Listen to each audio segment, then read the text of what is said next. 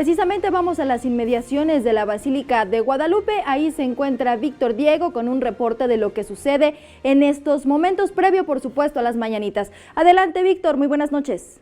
Así es, como bien comentas, nos encontramos en las inmediaciones de la Basílica de Guadalupe, desde donde muy temprano comenzaron a llegar ya los peregrinos y con ellos la gente que por convicción, por manda, por devoción a la Morenita de Tepeyac se encuentran ya aquí dando alimento a los peregrinos que se encuentran a su paso. Nos encontramos con una de ellas. Señora, ¿me puede regalar su nombre, de favor?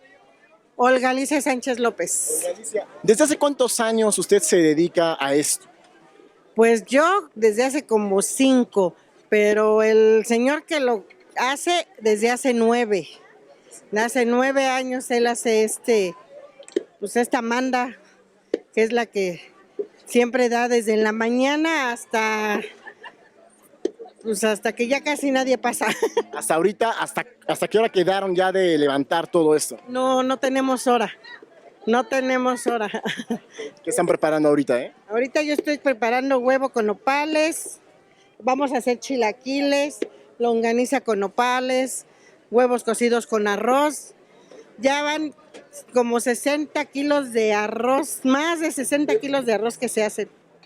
Muchas gracias. Pues bueno, para recordarles que sigue cerrado el Eje 1 Norte con motivo de esas festividades y también el primer cuadro de la Basílica de Guadalupe. Es la información que te tengo.